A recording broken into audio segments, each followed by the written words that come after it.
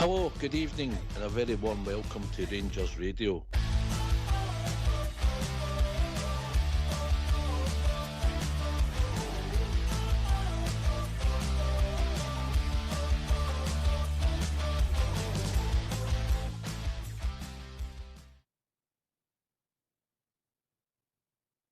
Hello, good evening, and welcome to Rangers Radio. Coming up on tonight's show, we'll look ahead to massive Monday before a trip to Tynecastle. We'll hear from Danny Rowe ahead of the game, and the ticket allocation for the Old Firm rumbles on. Joining myself, Robert, on the show this evening is AK and the Bridgeman. Evening, AK. Good evening, Rob. Good evening, Bridgeman, Fox and the Takey team, and everybody that's listening. Evening, Bridge. Oh, good evening, Robert, and of course AK as well, and of course the Takey team in the background there, they're a stalwart job. And can I just say to all the Rangers fans that are listening in all over the world, good evening. Welcome to Rangers Radio. Yes, good to be on with you two yourselves again this evening. A lot to get through, as we touched on there. Massive game coming up on Monday night. AK becoming a monumental fixture in the title race.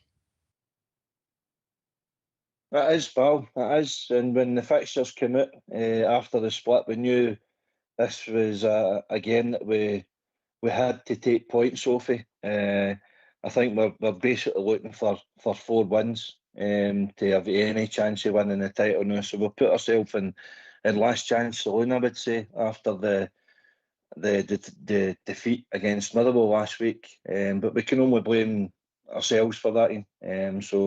But we've still got a fighting chance, and we've still got a fighting chance. We expect our team to go out there battling for the club wearing the jersey, and hopefully we come back along the M8 with the 3 points. Here, mate.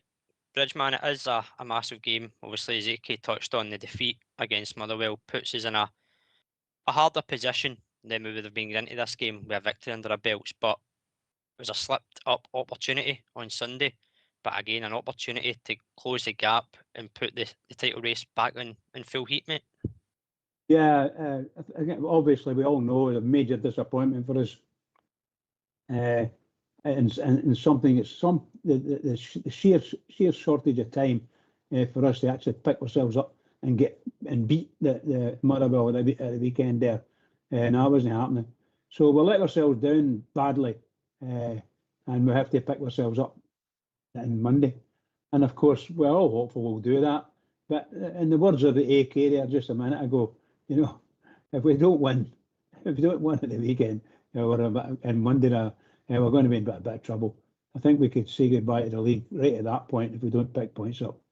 So, and it has to be done. We've got to win. We've said it all the way along the line. There's only, 5 games to go or 4 games to go now. We've got to win them. And if we don't win them, there's something seriously wrong with our team. And I don't know whether it's attitude or skills or whatever, but there's something seriously wrong somewhere. That team's played well most of the season, and the manager's bedded in.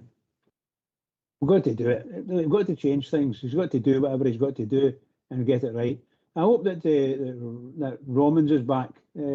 He'd make a difference at left back, I think. Made a big difference. So let's hope so. Well, Bridgeman, some of those questions might be answered after today. Danny Rowe obviously done his press conference. So we'll hear part 1 of his press conference, and we'll see if we get any answers from that, mate. Excellent.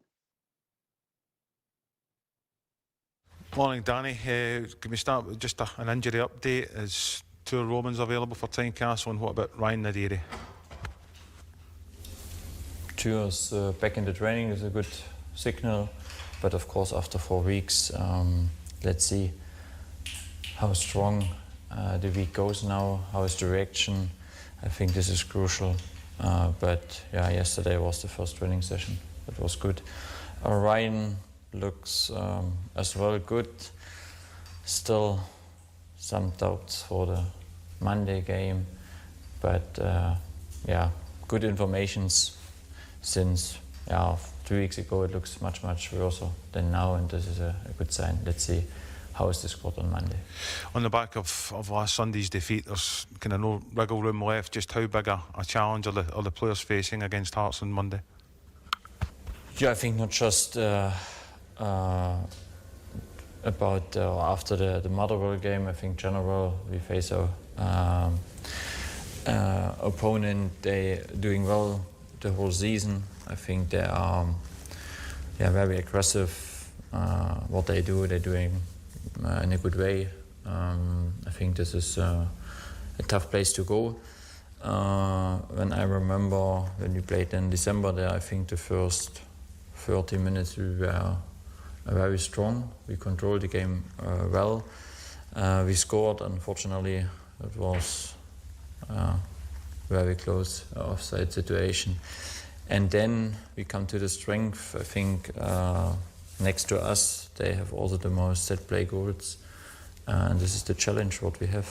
Second ball, long ball, cross ball, you have to defend really aggressive and always online. If you do this well, then you have a great opportunity to take something. Danny, are Hearts the most difficult opponent Rangers have faced this season? Yeah, I think at home we won 4-2. It was a great performance. Watched the game yesterday night back. Away, was a difficult one in case of the story of the game. And it was the 2 times I played against them. But general, if an opponent is such a long time top of the table, then they have to do something right. Danny, the league met yesterday to determine whether Rangers should receive their full allocation of tickets for Celtic Park or whether a section will be banned. Are you hopeful, or the club hopeful, that decision will go in your favour? Yeah, of course we hope to have all supporters with us. I think general such a game should be always with great supporters on both sides. I think that makes the football really exciting. That's the reason why we love the sport. But it's not my job to decide this. I can just cross my fingers and hope that everything goes well in our direction as well.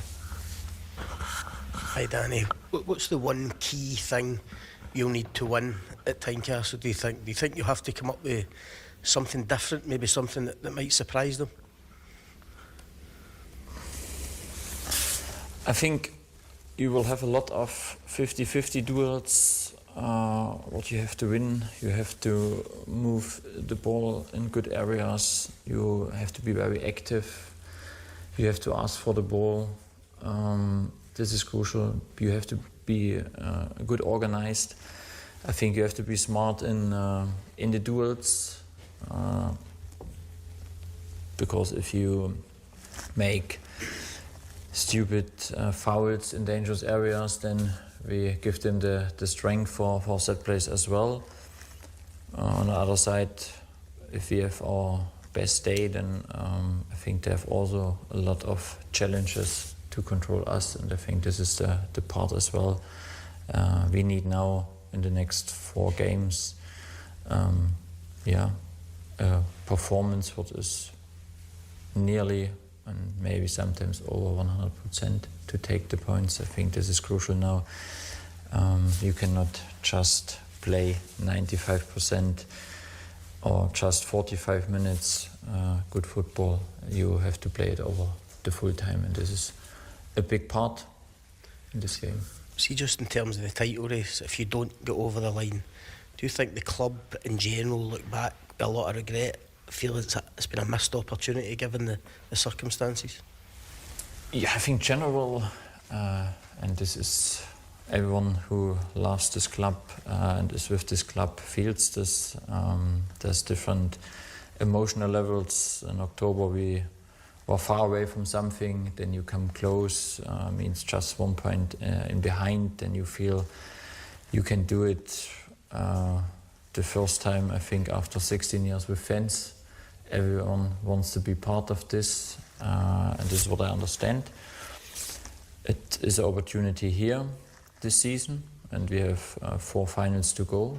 I think this is the great thing, and this is the only thing at the moment what is important, not what is after and what we think.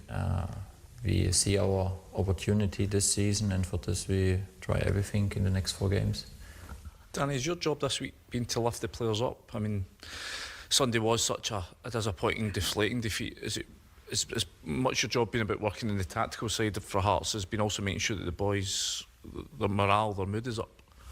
The good thing was we were disappointed on Sunday, but on Monday when I arrived in the building, the spirit was outstanding from the players. They were of course still disappointed, but when I spoke with the players, they were straight and said, no, we have still a big chance and we go again, and it was great to see. I had not the feeling that we, of course after the result we were down, but we had not the feeling that someone gives up or thinks, oh no. I think this is what I like, and this is general. If you ask all the 3 teams at the moment, all the 3 teams will say we can win, and we have still a big opportunity. What changed is that before the Motherwell game we could do it just with our results. Now we need a result from our sides and a little bit a help. But general, there's big belief, and the week is so far good. That's what we need. Obviously, people will say that going into a game of this magnitude on Monday is the best possible fixture for you to have, but to sort of try and bounce back. But when you look at the type of atmosphere that you're going to face at Tynecastle, when it's always famed as being one of the better grounds in Scotland for the atmosphere it creates, but are you expecting this to be another level, and are you confident your players can handle the kind of atmosphere that they're going to face on Monday?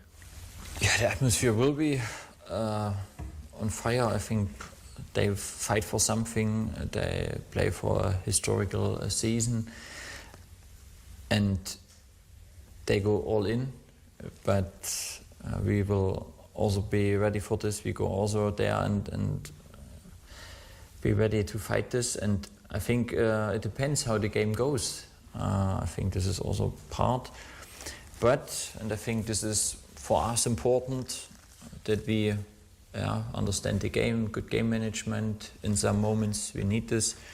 It will be in some phases of the game not the nicest one,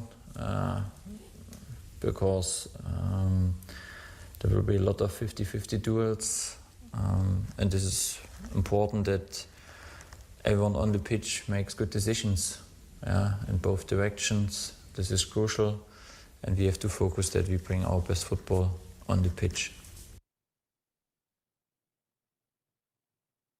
Thanks for that, Fox. Well, there you go, Bridgeman. You've got an answer. Two Romans back in training. He's obviously been out for 4 weeks, but trained yesterday for the first time. And Ryan Adiri looks good as well. Still some doubts for Monday, but let's wait and see. Bridgeman?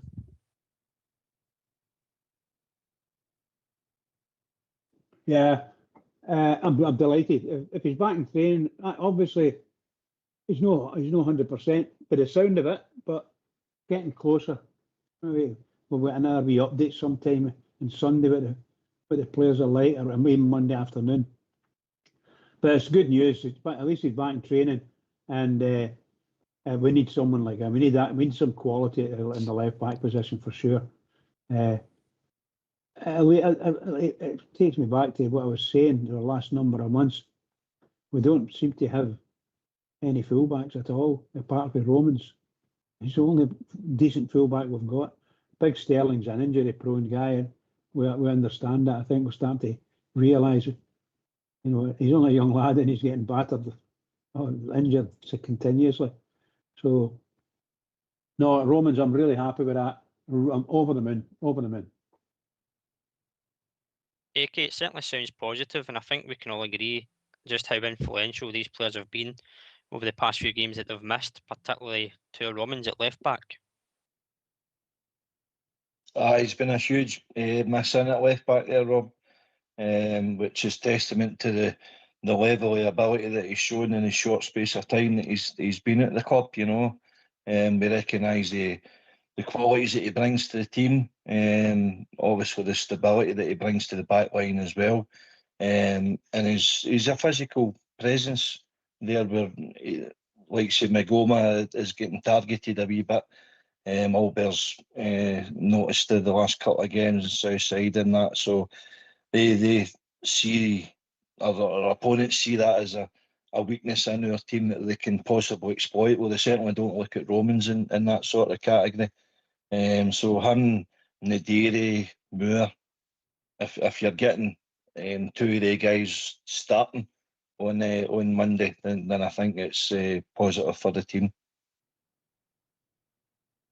I think just for my own take on it, mate, just the way he was speaking about Nadiri, it seems like Monday may be too soon for him, but maybe obviously the following week. But Roman sounds more promising to feature on Monday, but we'll wait and see. Obviously, when the team line comes out, how fit they are, and is it risk over reward? That's what it comes down to with the team selection, but certainly good options to have there.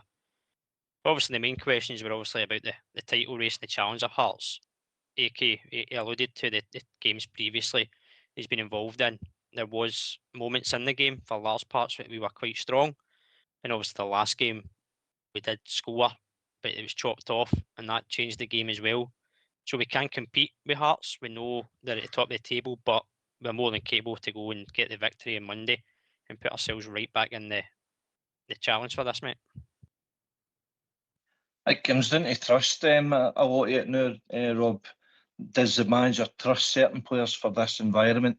Because he's got to hang his hat on a lot of the players with his team selection. A lot of the criticism came his way with supporters saying that he got his team selection wrong against Motherwell. But the team didn't apply themselves to the same level as what they finished the game against Falkirk. So I think there's a two-way criticism there. If you're pointing fingers at the manager, then you should certainly be pointing fingers for attitude and application at certain players on the park. So the manager can't do a lot about that, but what he needs to do is he could have recognised it earlier than what he did, rather than make his changes at half time. But in essence, as Ox said during the week there, he got it right, the changes that he made at half time, because we came out a different team with the injection, bringing on Tavernier and Diamondi and young Mikey Moore in particular. I thought that we came out with a far better attitude and a far better intensity to our play, but we can't afford to start games like this. Josh has been saying that for the last few weeks, and he's right. The amount of games where we go 2 goals behind, you can't do that in these sort of games. You need to get a footing in the game, and start in the proper manner. Tynecastle's going to be a noisy environment because they're basically touching the trophy now, a trophy that they've not seen in, I think it was the 60s, Bridge, the last time that Hearts won the title in Scotland. So that they're in dreamland now, and only we can stop them and for our own chances. So we've not got a large support that's gone there. I believe it's around about 500-600, if that. So we've got to be outnumbered. We've got to be outsang. So you've got to show a bit of strong leadership, strong character, whatever team that he picks, and face adversity, and don't be frightened of it. Embrace it and throw the challenge to Hearts. That's what I would be saying to the team. Bridgeman, Danny Rope. And you come, Bridge. Yeah. Okay. I believe, I actually believe everything AK said there. I agree with it. The Hearts are going to have, and most clubs now are going to have a big, shall we say, advantage with their fans when they're playing at home against the Rangers. Rangers are only going to be allowed a pathetic 500 or something like that. And this game coming up is probably the second biggest game of the season for sure. That's how big it is. So you get Rangers Celtic and Rangers Hearts. You're not getting any bigger this season anyway. And I think I just can't believe they're not giving the away fans any more seats. There'll probably be big chunks of seats, shall we say, empty in some of the stands because of safety. They'll create another load of seats just to split them. I just don't get it all with the fans now, the way they're treating the fans, particularly Rangers fans, because I feel, I just feel bad about it all. I really do. I'm insulted when they say these things. And you watch some of these games where Rangers are playing away from home, and half the stands are half empty because they can't get their own fans in. To people, I mean, and it's just nonsense the way they do it. It needs to be a big meeting with all the clubs and get it sorted. It's no long ago when Rangers were coming back up through the leagues They couldn't get enough Rangers fans in their stadiums. We went down to Annan, we went all this smaller. We took over the whole town. We regenerated a lot of their towns and the clubs. And all of a sudden, not all of a sudden, of course, that's 10 or 12 years ago. But we're now like pariahs now. Nobody wants our support, and I don't understand it. I really don't. So forgive me. But yeah, I agree with what AK says. I do agree with that. Aye, certainly, mate. Ticket allocation, that's a topic of debate. Obviously, right now we'll come on to that later in the show. But what we'll do first is we'll hear part 2 of Danny Rowell's interview and see what else he's got to say to himself for the game ahead on Monday. And then we'll get the phone lines opened. But just if anyone is calling in tonight, our Fox is running solo in the background, doing a great job there. So if you are calling in tonight, your call won't be answered. But if you let it ring for a few seconds or minutes, if your call can be traced, Fox will call you back and we'll get you in. So just bear with us and we'll get you in as soon as we can if you are calling in tonight. So let's hear part 2 of Danny Rowell. Is the feeling now that anything other than 4 wins wouldn't be enough? I don't know. We can just look from game to game, and after the match day we see again what was the result, what was the development. The chance, of course, is big when you win 4 games that you can win something.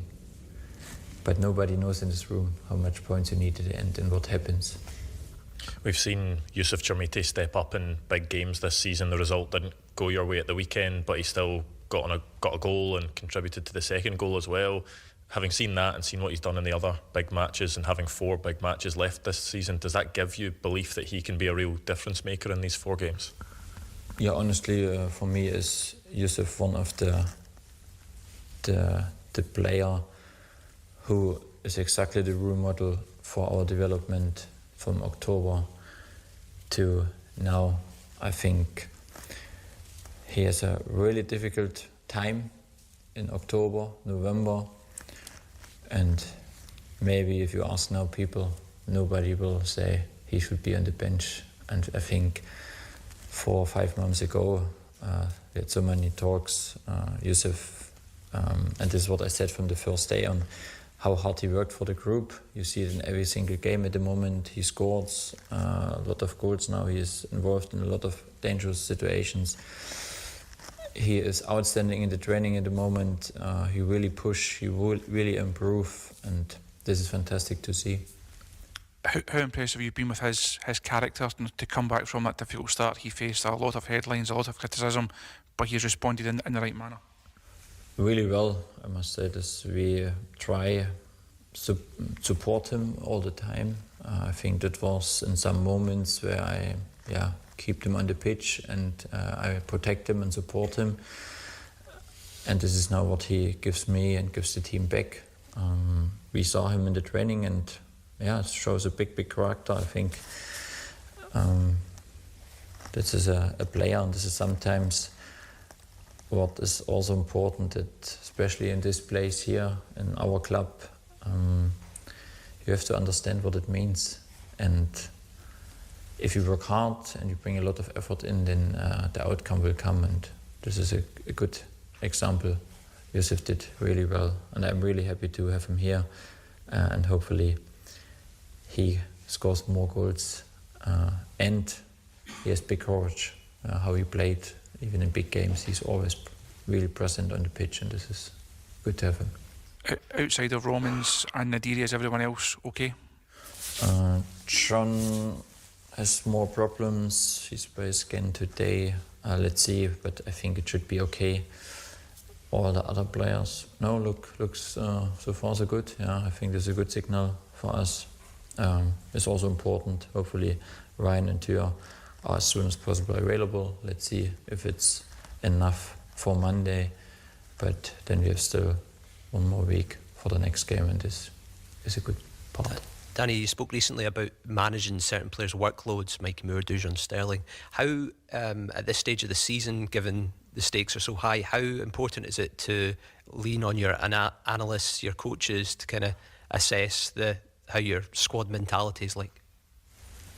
Yeah, I think general, if you have the chance you play a full 90 minutes, but this is in football sometimes not possible. You have some players, you have to manage them, and you can trust me, I push the players until the end. This is then, you asked me as well for Tür and Ryan. You have to think about, you go all in for one game, and maybe this is 2 days too early, then the consequence is maybe they are out for 3 days, for the last 3 match days. And I think this is a part of what we have to do. I have a good medical staff around me, I have a good performance coach, we try.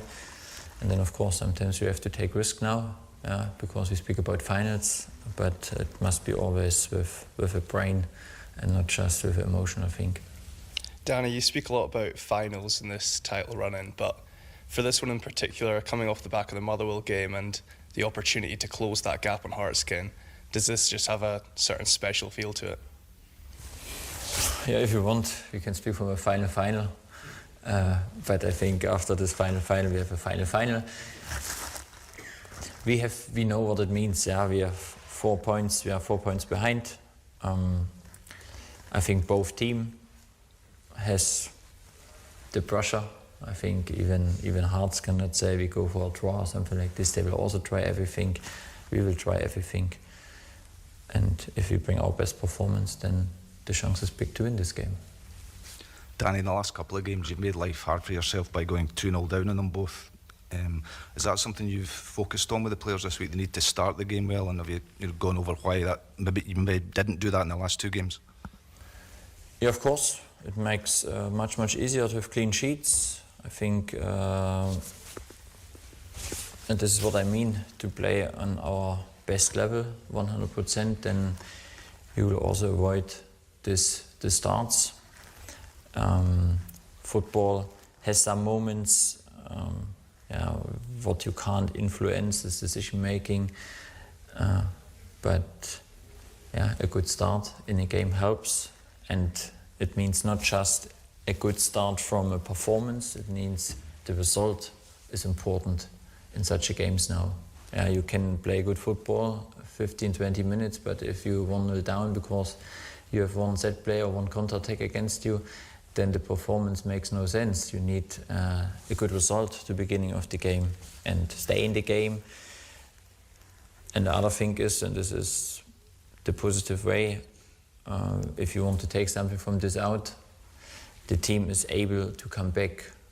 This is also a big quality what we improved and developed in the last couple of weeks and months. I think there was a time when you are 1-0, 2-0 down, then the game was over. You have never the feeling at the moment. You have always the feeling, one signal and we can come back in the game. And that was on Sunday for me as well. It was a crucial moment. After 20 minutes we have a fantastic ball winning situation. We make a short switch and Turchi slide. If he don't slide and slip on the ground, maybe this is the 1-1 and then we have another result, but this is football. And we need a good start in the game, especially from the result. And then I know as longer the game goes, it's maybe also an advantage to play away. Danny, do you think in terms of quality players and in terms of mental strength that there's a whole lot between the top 3 at the moment? Yeah, if you want, if you are over the whole season at top of the table and you have always some points ahead, maybe it's easier to play with this. But I said this, we like to play from a hunter position, and now we want to hunt, we want to close the gap again. We dropped from 1 point to 4 points, we closed to 3, to 4, to 1, and we have 4 games to go and we can close it again. And 4 games, exciting for everyone, and we are ready. Final question, please. Just one more. Yeah. One more from me. Okay. In terms of big picture stuff, Jenny, how would you assess your own performance as Rangers manager, and are you enjoying it? Yes, I enjoy it, but I think it's not my job to give me my own feedback. You can do it, the fans can do it, and important is that the club and the board is happy with me. And for this, we need 4 more good games, and then we can then I get the feedback, but not now. Why don't you give us a call on 0141 356 1972? It's your show, it's your platform. Let's hear from you.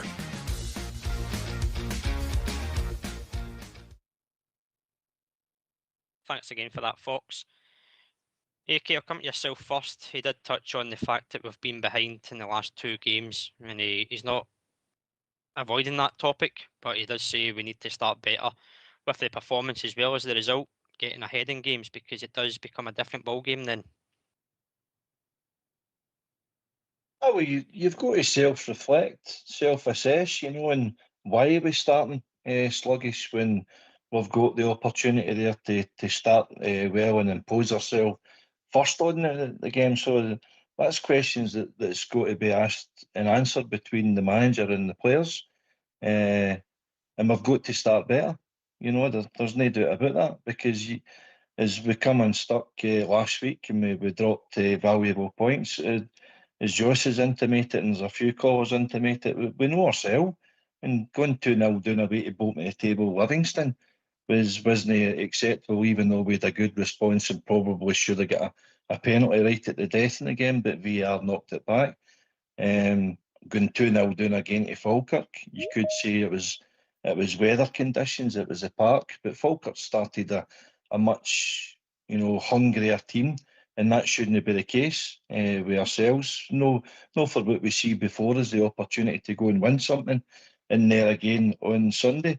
A packed Ibrox, it was bouncing, it was flag day, there was colour, there was noise, everything was there for us, and it just looked as if our players froze. So why? So that's got to be questions that's asked between the manager and the players, and if it's down to character, it's down to hunger. That's just unacceptable. So we know we're looking within, and we can't afford to do this again.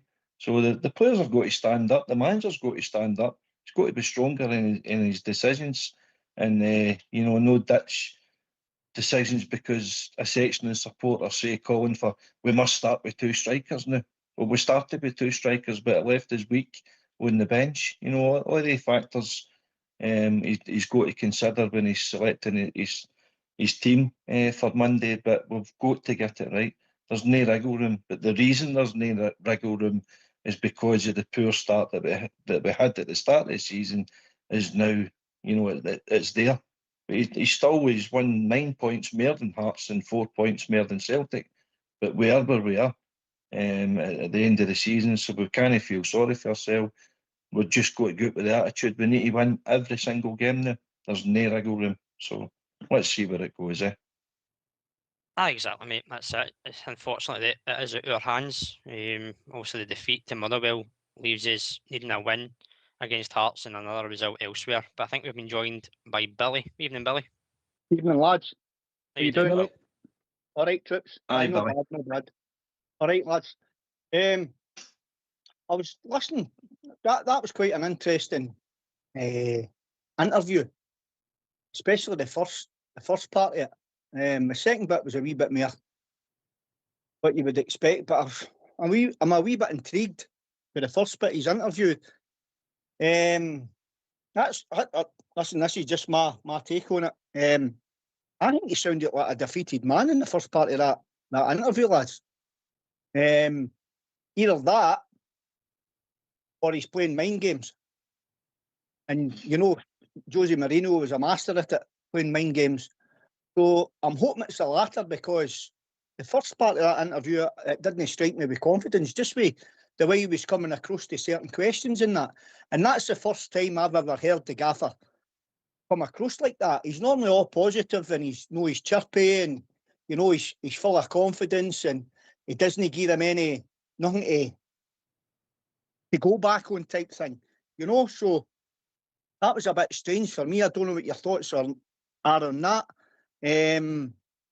Regarding the players, you could look at the players there and you could look back to the first part of the interview and say, no wonder he's lacking confidence if the players are letting him down. And the players have let him down. They maybe not let him down constantly, but when it's really mattered, when it's really mattered, when we've had a chance to go top of this league or short the gap, we've faltered. I mean, the only time we were top of the league on points, on goal difference for I think it was 24 hours, and then it all changed again. And I've questioned. Listen, I know anything could happen, right? It's out within our hands now, but I questioned these players' mentality ages ago, right? And I'm questioning them again. I hope I'm wrong, but listen, with 4 games to go, and there's no much wriggle room for any more errors. I heard the gaffer as well talking about we're not a 90-minute team. I heard that one. That was another thing I couldn't get my head round. If we're not a 90-minute team, lads, how can we possibly a 38-game a season team to win a league championship? And just to finalise, the 2 striker thing with Alec, I didn't think he'll bow to the fans' pressure on that one, big man, because he'll be wanting to be his own man, buddy, and it'll be his call if he's wanting to play 2 strikers or one, mate. So I didn't think he'd bow down to the pressure of the fan base screaming for this formation or that formation, because ultimately it's him that picks the team, and ultimately it's him that'll go to a winner, or him that'll no be in a job anywhere. Cheers, Billy. There's a lot in that, mate. I'll take your first point about the impression you got the manager sounding defeated. And I'll be honest, mate, you're not alone in thinking that. There's a few on Facebook tonight as well that have said it sounded a bit defeated. I'll take it to AK and Bridge and get their points as well, mate. I think for me, it was just a case of he was answering the questions. Whether he sounded defeated or he wasn't full of optimism, I don't know. But I'll take it to the rest of the guys, and then we'll go through the rest of your points, mate. AK? Well, I don't know, Billy. Sometimes the gaffer can't win. He can sound a bit upbeat and all that, and then people are saying, "Oh, well, he's too positive," and then he's kind of a wee bit of realism is kicked in with him, and then you get what you're saying. And by the way, you might be right. There might be things happening behind the scenes that he's not happy with, and that was a reflection in what we watched on Sunday, but the result didn't go for us. So of course it's natural to feel down because of that. But he's got to pick himself up and pick everybody up round about him. When he's the doubters and people are saying, the team's rubbish, he's clueless, he's a project manager. Is there all these criticisms aimed at him? And I think it's been unwarranted and unjustified, a lot of it. He's made mistakes. He's a young manager, still learning again. He's coached with some of the biggest clubs, national team and all that. We know his background and pedigree, and he's been thrown in the deep end a bit, Billy. So you can, relate to some of the stuff that he's had to get thrown in his direction. But listen, he's got to show the character that it means to be a Rangers manager, as does the players. And by the way, Billy, you're 100% right with your submission of the players, but it's not the first time that we've seen it. And that was long before Danny Rowe or any of the players for the start of the season came into the building. It's a thing that's been hanging over us for a few years now. When we get into the real grinding bit of the season, a lot of the players seem to come unstuck. So it's no, I think we all question the players' mentality in that regard. But the only people who can dig us out the whole, Billy, is the players themselves. So let's we let Sunday bypasses there. We can't afford to let Hearts bypasses. We need to wins now, and nothing less than that is good enough. Judge man. Yeah, everything I've said is good. It sounds great. My personal opinion is, when you listen to him, he actually sounds down in the interviews he's giving. But I think that's because he doesn't want to come out and say too much and give these people grounds for saying anything. I think he's being coy. That's all I think it is. He's just keeping his own. He's holding himself in and keeping his own. I can't remember the term now.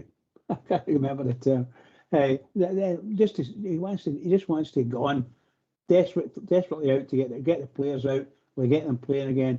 Because, in my opinion, I know it was well, shall we say, criticised for the first half against Motherwell, and so he deserved, I must admit. The team he was picking is probably the only team he could have picked, and they were very poor in certain parts of the park, and in some instances all over the park, but in certain parts of the park, positionally, we were pretty weak. And, you know, I don't know, I've said last week there, that following that, we need to get fullbacks. We need to make sure we've got fullbacks in, because we get drawn, dragged about all over the place. And because if you're not got fullbacks who make that tackle, push the ball out, whatever it is they do, give the fans a bit of confidence and getting behind the team. It's not going to happen. Now you're going to get frustrated. So I think I like the boy coming back. I'd like that, and we'll see what happens. I don't know what we're going to do. He's not got the best players. He's not got his best players, should I say, at the moment, 100% ready for the weekend, for Monday. I hope he does get them, because we need them. Billy, your second point about the player's character, I know we touched on it there, mainly in the second part of the interview.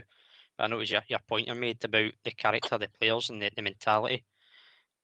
Obviously going 2-0 down in both games that we played, the last two games against Falkirk and Motherwell. It's not the greatest, of course it's not. We don't want to be in that position. The quality, he said, is that since October, that's a point that they've improved on. But let's be fair, Billy, that's not a position we should be in the first place, is it? 100% correct. You know, you look at how we were starting games with the best defensive record in the league at one point.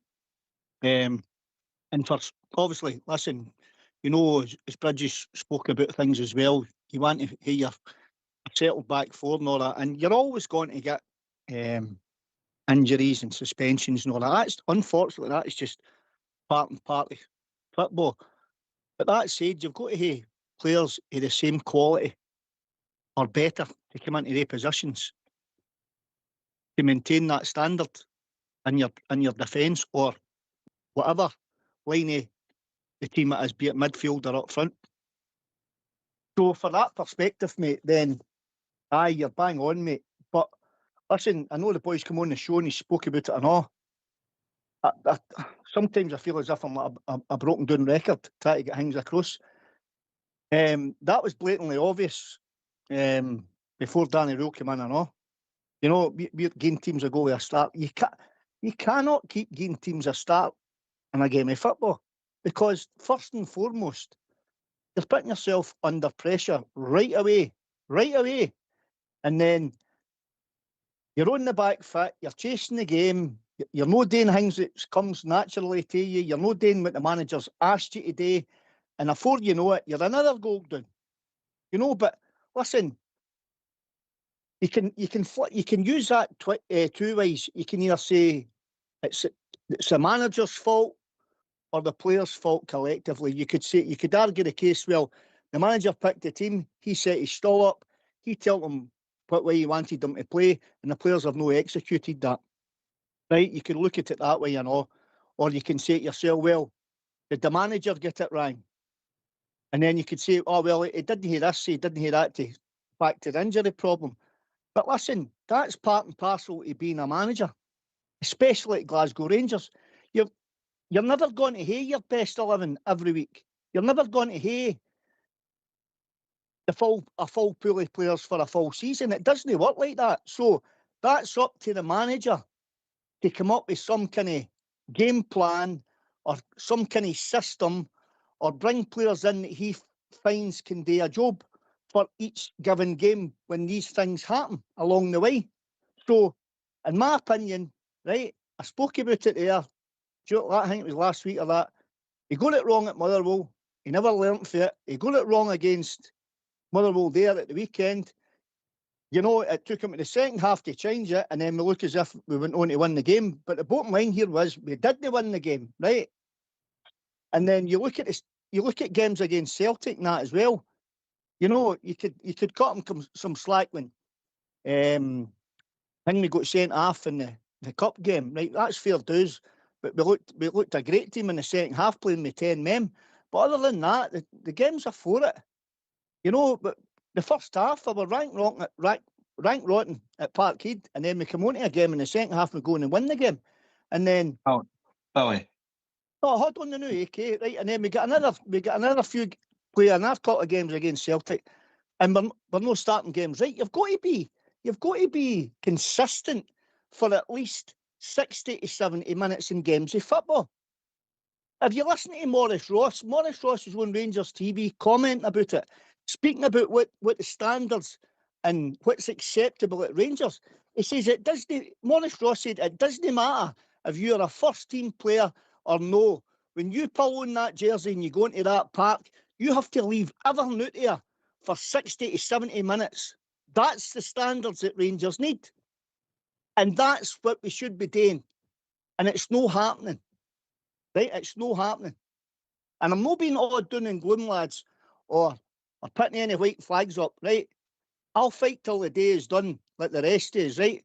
But I've said it before, and I'll say it again, and I hope I'm proven wrong, mate. I just don't think these players have got it up the stair to go and win this league.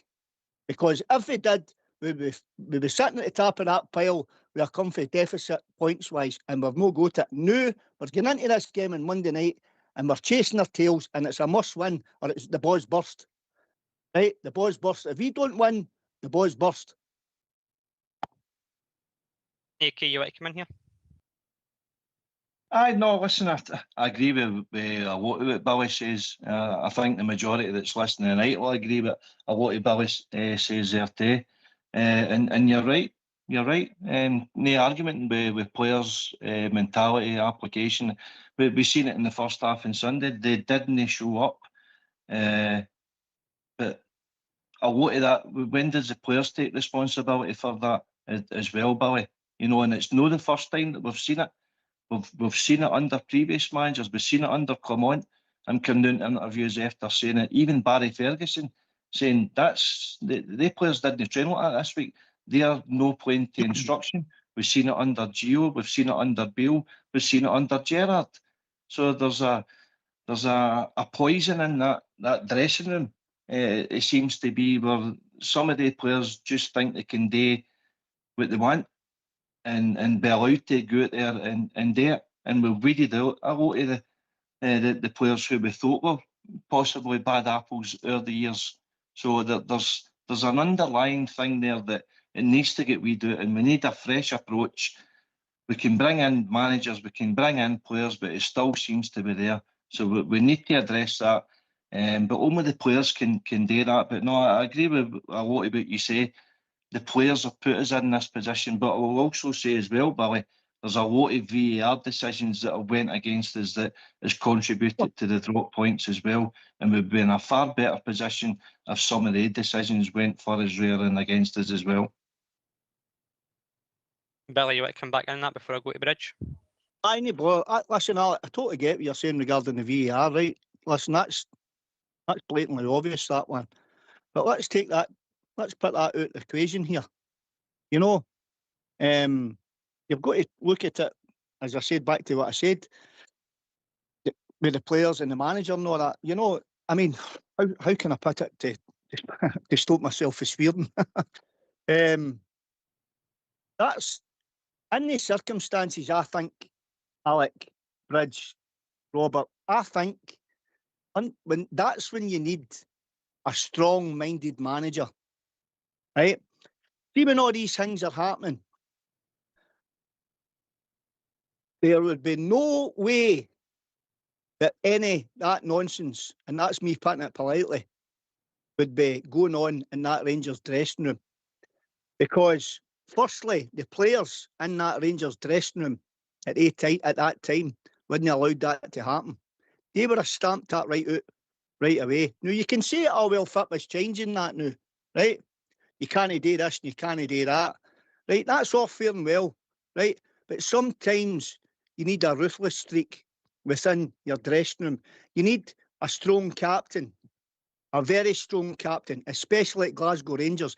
And you need a strong nucleus of Rangers players in a dressing room who are not going to accept that kind of nonsense that we're talking about.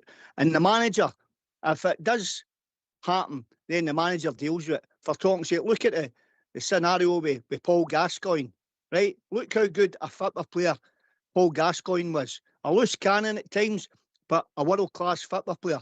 Look who controlled him. Walter Smith controlled him. He told him, for all his ability, Walter told him a few home truths and was going to punt him. So that's the difference. So if you've not got that mindset and that strength and mentality, you're always going to allow that to happen within the dressing room. And you're always going to have that problem continuously. And when you look back at Gerrard, you look at Gio, you look at all the rest of the managers, Clement, etc. For all Stevie Gerrard done, 155. You know, he spoke in his interview about the scenario he had with Alfredo and all that, how he tried to control him.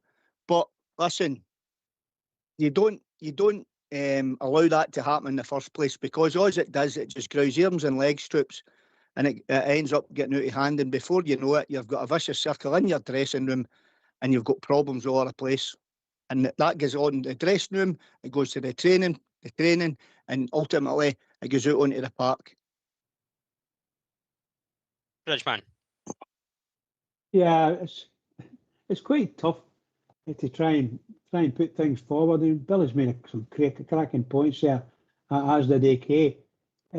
But we've got problems. There's nothing, we can't hide it. We've got problems. Is it a player attitude problem? Good chance. There's a good chance on that. I'm old school. I think that the manager should be saying, you do this and you do that, and if you don't do it, you're out. You know, I don't think we are actually in the position to be able to do that. So the manager, fortunately, our manager manages to get results every now and again, by the look of it, but not in the key areas. We need the results. You know, since last week to the end of the season, we need results, and unfortunately, we're not got them up to now anyway. So if you can't win your game at Ibrox and you lose 3 goals, then there's something seriously wrong, particularly in your defence or your defensive areas, because obviously the other team are getting in cross balls in and getting. They're not flukes. They're good goals they're scoring. So I'm afraid, apart from the last one, which was basically an own goal for our centre half, but seriously, we need to be able to stop leaking goals at home. That's what I'm going to say words here. I don't want to really say it too controversial, but that should be our place. That's our place of work from a player perspective. They're not doing their work. If they're going to get beat and get, shall we say, football lessons every other week at Ibrox, then that's no good. They've got to do something different. And the manager presents them with a solution, and then they don't do it. They carry on as if they never heard them. That's what it sounds like to me. And we need to get that sorted. Well, not we, but the manager got to see it. You have to get it sorted. So I wish them all the best in it. But as far as Monday's concerned, then we're only looking for the players to turn it around and do what they did in let's say, the first 15, 20 minutes of the second half. Put pressure on them. You play good football, plenty of crosses into the box, and let's go and see if we can score. And that's what you need to do. But we need to do that right from the very start. We don't want players feeling they can't run, you know. No, this is high football, you know, high level football. You're playing really playing for silverware now. That's what you're doing. And if anybody that's played football and they're in a chance of silverware, they should be able to step their game or at least retain the form that they've had every day or every week. It's got to be. We're getting players that are dropping form. They're just dropping form by the look of it in some places. So we need to get that sorted. And the only people can do it as the players. Get your head out wherever you got it. Pick your head out of the ground and get on with the game. Let's do it for the Rangers. That's what I say. Do it for the Rangers. Here, mate. Here. Billy, just when you're touching on like the strength of the character of the manager, you referenced there Steven Gerrard and obviously this moment in time Danny Rule. Let's be fair, 2 young managers learning the trade. Is that just the position we're in modern football, that the managers that are coming through don't have that experience as yet to have that strength, but they learn it on the job? That's a very good question, mate. A very good question. I'll take a Gerrard scenario first. When you look at Stevie G, Steven Gerrard was a football icon when he came to Rangers. You know, he obviously won the Champions League with Liverpool. You know, he won European trophies with Liverpool. He played in World Cup tournaments, European tournaments, etc., etc. So, for that perspective, you could say, well, listen, we'll forgive him for the scenario where give him time, basically, because we know he's not a dyed-in-the-wool, trusted manager with bags and bags of experience and bags of successfulness, right? But as a manager, right? And then you look at Danny Rule, when Danny Rule's come in, what he's done in the game, you know, he's basically only, well, obviously, right, he was a sidekick at Germany and all that. And listen, he'll have learned a hell of a lot of stuff. Danny Rule's no stupid, you know what I mean? I'm not saying for 1 minute that he is. He's made mistakes, of course he has, but he doesn't come with that same experience as well. And you could touch on the fact and say, well, Clermont had experience. Clermont won a few trophies. Right, maybe so, but Glasgow Rangers, as we all know, is a completely different ballgame. It's a completely different scenario. It's a totally different club. You know, you hear all the English players talking about it in all these different podcasts on YouTube, etc. You know, and when the English players come up here, and they play with either Rangers or Celtic, and they go back down and they talk to their mates down in England and that, they say, listen, Rangers and Celtic, you've just got to win games of football. A draw is a defeat. You know, you've just got to win games of football. But listen, to finally ask your questions before the tune, Robert, that could possibly be the way forward, mate. Well, no, the way forward, but that's the way forward that Rangers have actually been thinking the last wee while. But listen, good managers come with a good reputation, and good reputations come with big wages. But I don't know, mate. I really don't know how this is going to go. I'm hoping the next 4 games, we win the next 4 games, and Hearts drop points, and Celtic drop points. Not just against us, obviously, but drop points against other teams, and we go and win the league, and then this is all forgotten about, mate. And I would like nothing more for me to come on this show and say, by the way, I was wrong. You know what I mean? But I think that's time for a tune, brother. It is indeed, mate. It is indeed. You've timed that nicely, and we'll come back to some of your points you've made there, mate. And again, we'll touch on some of the news that broke this afternoon regarding the ticket allocation. But as Billy said, it's time for a tune, and I think this has become a listener's favourite.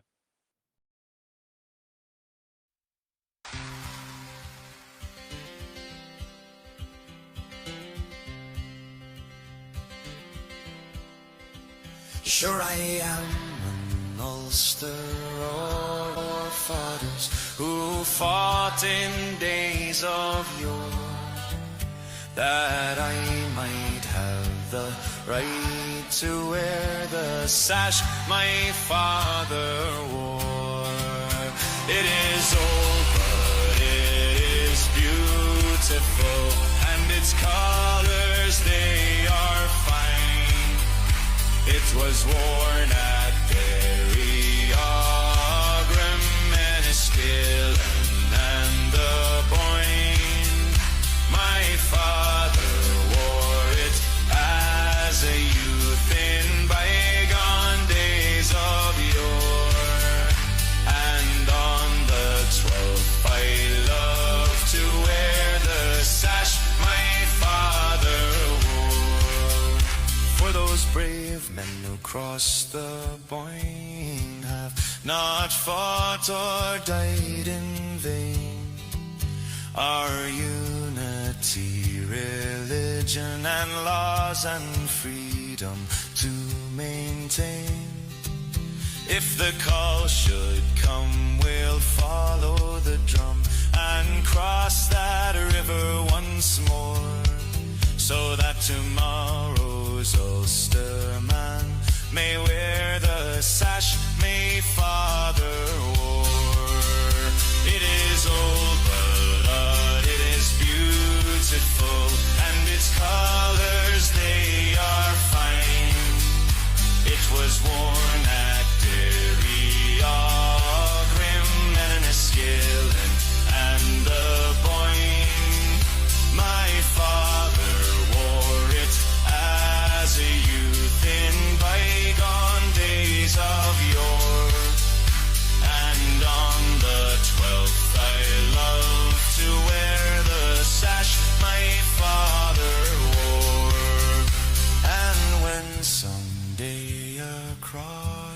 see to Antrim shore you come. We'll welcome you in royal style to the sound of flute and drum. And Ulster's hills shall echo still from Rathlin to Dromore, as we sing again the loyal strain of the sash my father wore. It is old, but it is beautiful, and its colours they are fine. It was worn at Derry, Aughrim, and Enniskillen, and the Boyne. My father wore it as a youth in bygone days of yore, and on the 12th I love to wear the sash my father wore.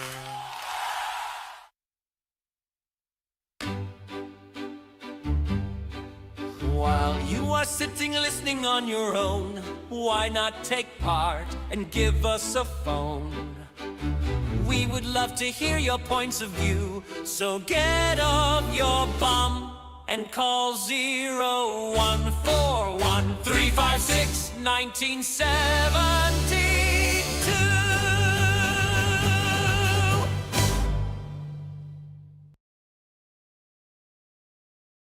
Thanks again for that, Fox, and I'm sure that's became a #1 on the Rangers radio charts. Hey, lads. Brilliant, mate. Absolutely loved it. Aye, superb, Fox. Absolutely brilliant. Yeehaw! The cowboy is in. What's the chances that was Foxy singing? Was that Foxy singing? What do you think? Oh, I don't know, No. Bridge. Yeah. I don't know. Maybe too early in the evening for Fox to be singing. I was going to burst into Derry's walls there, so I was. Brilliant. Well, as Some obviously good you've probably seen the news this afternoon, guys, the regarding the ticket allocation for the Old Firm game coming up on the 10th of May.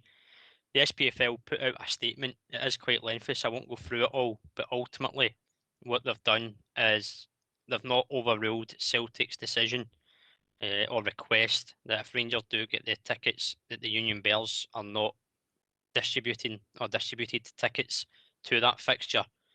Essentially, to me, AK, it sounds like they've tried to please both sets of supporters and groups in terms of not going against us by not giving us the tickets, but not going against Celtic with a security or so-called security risk. But ultimately, a home club cannot dictate who the away club sell their tickets to. So we'll wait and see how Rangers approach it next. There's been no comment from the club yet, so we'll wait and see. AK?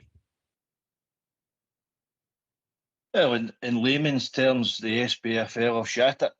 That's how I see it. For them to, I think the way they word it, they didn't have enough room to consider it, enough days or that, to really delve into Celtic complaints and why they were,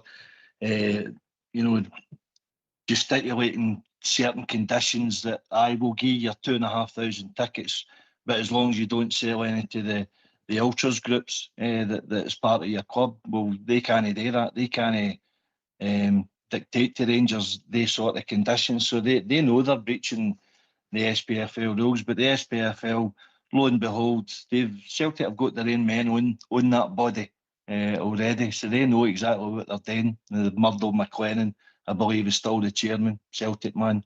We know Doncaster's in Lawwell's pockets and all the other clubs that they've got.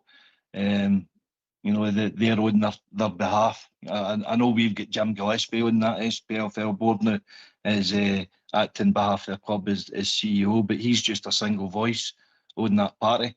But he'll obviously feed back to the hierarchy at Rangers exactly what gets said and who said it. So we know where the angle they're coming from. Rangers, for me, they've got two choices. They can either accept the conditions and all that the Celtic are giving them through the SPFL and accept the 2,500 tickets.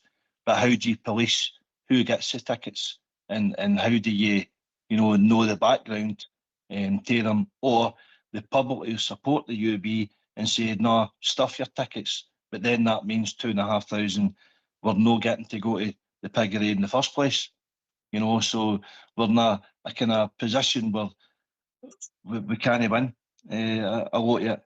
I've got a feeling the club will, pander a wee bit, tear them the new own face and say, listen, give the 2,500 tickets, but see when you go to Celtic Park, your turnstile, don't be wearing any balaclavas or anything that might, say that you're a part of a UB, because they can ask what they want for things like that. But the fact that they sold Green Brigade tickets for Ibrox for the Scottish Cup when they've banned them out their own stadium, it just smacks it's a shocking situation for them to be in, It is, mate. It is, and as I said, it's quite a lengthy statement, Bridgeman. But the things that kind of stand out is from the meeting is that Celtic, as the party responsible for the safety and security of the event, had imposed an additional condition on the distribution of away tickets that it considered necessary and proportionate for managing safety and security. Subject to that condition being agreed, Celtic remains willing to offer the amount of tickets to Rangers that they had undertaken to provide in their reciprocal agreement, and the allocation remains available to Rangers. The subcommittee then determined, based on the evidence present, it would not overrule a risk assessment carried out by the party legally responsible for the safety, i.e. Celtic, or interfere with the mitigation measures it considered. However, having reached that conclusion, the subcommittee confirmed that 5% of the stadium was a reasonable allocation for this fixture in terms of the SPFL rules I-27, which I think we spoke about previously. So Celtic's willing to offer the tickets, but it'll lie with Rangers, as AK says, whether they adhere to the conditions or they turn around and say, no thank you. Well, I don't know if anybody realises exactly what they're saying about all this. What I see, my interpretation of it is Celtic, in all their glory, are actually they're telling us what to do. They're telling Rangers what to do, and they're getting the backing of the authorities to do it. That is not right. They can't dictate terms to another club. They just can't do it. We've never been able to do it. But it's just, to me, it's just nonsense. Alec, I don't follow the Rangers away from home anymore, but I know how it was. It was great to get the tickets when we were going, and I know that lots of guys do follow it all over Europe and things like that. They're there getting their tickets, and I don't want to take anything away from them. But seriously, this is serious. To me, this is really, really serious, and I wouldn't try and minimise what they're doing. They've got their clause in here somewhere, and they're desperate to keep them in there. And we'll see the same thing will happen in another season's time, and another season's time, and so on. They will do everything. If they get Rangers to not to do this, don't you send the Union Bears to our stadium. What does that mean? What does that mean? Did you stop? How did the Green Brigade get into Ibrox? You sent them there. You bought tickets for them, and so on and so forth. So that's the argument that will go on. Personally speaking, I'd just stop the argument altogether. I would come out and say, right now, if I was a board, I would say, you don't dictate to us, so keep your tickets, we don't want them, and let it go like that. And then they'll turn around and say, right, there'll be no tickets, we don't want any tickets for Ibrox, fine, let go and do it, that's it. Because that's what's going to happen. I think that's what's going to happen, and that may spread throughout the clubs. It may spread because we've got a lot of haters out there from a club level. There's not very many clubs that are happy with Rangers and even like them. So they'll probably take Celtic's side, as they've probably done with us, and force their hand. They're forcing the authorities' hand. They've done the usual Pontius Pilate bit. Here we go. Oh, we'll not say nothing here. We'll make sure that Celtic offer the number of tickets, and because we say it is. Well, does that mean, for instance, if Rangers say no, we don't want them, You know, are they going to take this further? That's what I'm saying. You're going to take this further. So that means that Celtic will want, no, you're not getting any tickets at Ibrox. Simple as that. No matter what you say, you're not getting any tickets at Ibrox forever. That's what a lot of guys want. A lot of Rangers fans don't want to see Celtic at Ibrox. Every time, but a lot of the times they're there, they wreck the place. But they're not getting blamed. They're not getting pulled up for that. So I think there's something, shall we say, nasty afoot with that. And I don't think they should be allowed. They should have been told, for me, they should have been told by the authorities, you cannot dictate who goes into your stadium or who supports Rangers. You can't do that. And goes for every club. You cannot dictate who goes in there. You can dictate the numbers. You can say, no, you're not getting in. You can say what you want, but you can't do it to every single person. It's got to be done properly. And that's what it's about. So there's a set of rules, there's a set of numbers. Let's go on and do it. And if you're not going to do it, then just remember what I'm saying here. The set of numbers are there, and it's Celtic that's dictating who can get into their stadium, right? And forcing Rangers to agree to that, yeah? In other words, you need to release all the names of the people that are getting in if we want to see that, because they're going to check. He's a Union Bear. Who's got a list of Rangers Union Bears? I think it's disgraceful. I think it's going to be taken to court and so on and so forth. And we're going to be hung out to dry by the authorities. Billy, what's your take on it? Because as AK said, there's no way you can police who enters that stadium with a ticket to separate them between a Rangers supporter or somebody associated with the Union Bears. It's impossible. 100%. Again, mate, listen, you look at it this way, right? They banned that mob, or that scum of the earth, should I say, because that's what they are, scum of the earth. They banned that scum of the earth out of Parkhead, right? Yeah, you must have knew who they were, their season tickets, etc., right? Then they allowed them tickets to come to Ibrox to crash your stadium, first and foremost. So they knew who they were, or they wouldn't have banned them out the gun. Simple as that, right? Now, how are you going to police somebody if they don't know them? So, if they want to ban the UB, right? That's victimisation. That's what that is. That's what that is. Let's put that out there. That's victimisation, right?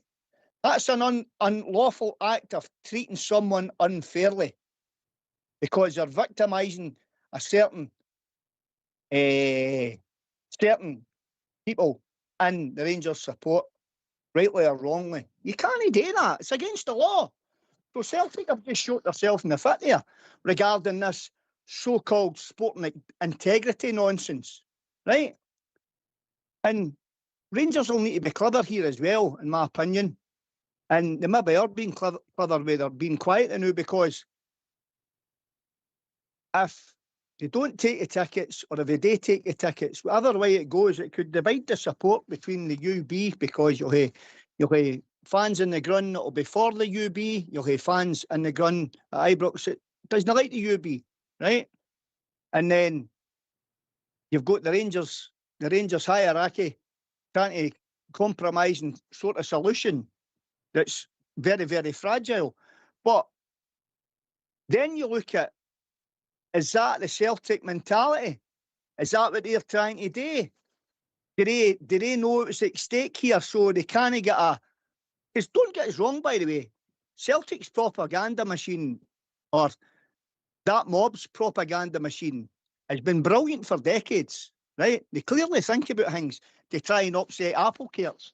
That's just the way they work, right? So you could say to yourself, well, is that what they're doing here? Are they trying to, we'll put something out there, we'll go here a game plan here, A, B, C, D, E, for talking sake. If that doesn't work, we'll do this. If that doesn't work, we'll do C. If that doesn't work, we'll do D, and so on, right?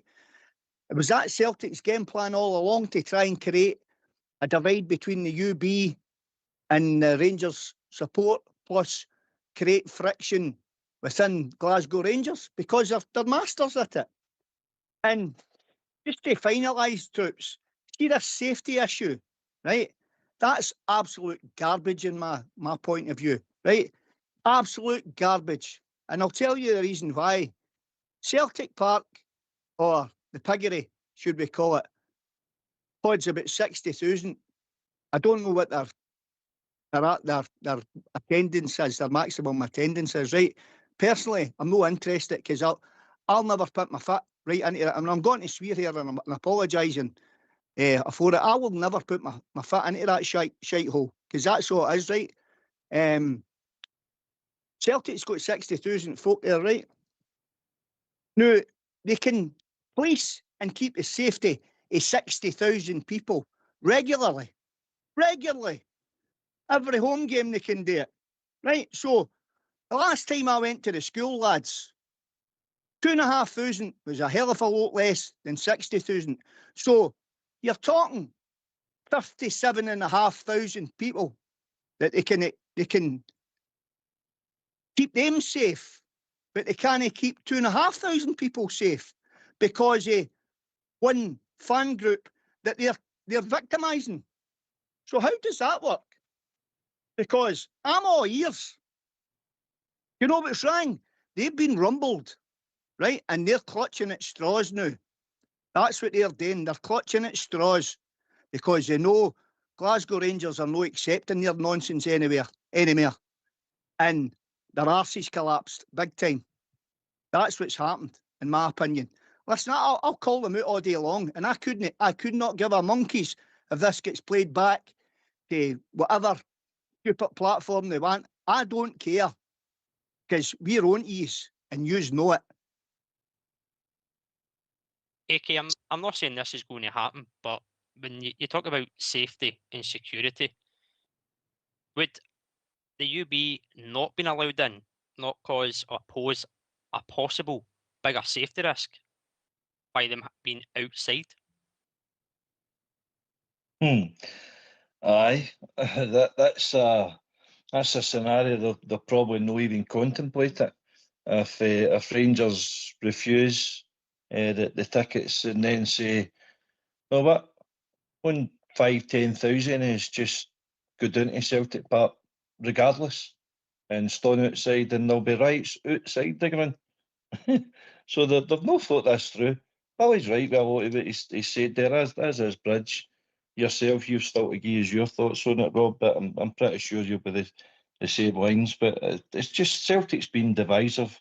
I think Billy's made a great point there with saying that it's there to upset the Rangers support because they know if they split, the certain camps in us and have us at each other's throats, and then it can cause all sorts of eruptions because we've been on the main, we've been unified in the last 10 years or so. Particularly, they will have different opinions and this and that, but for what we've been through to where we are now, I would say we're still a strong, firm fan base.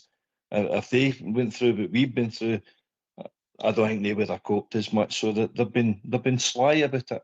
We know what they're up to, but I think we've got to be sly back. I think we should accept the tickets because we need supporters in there to get behind the team. And but as I said earlier, Rob, how did they police that? how does Rangers police that?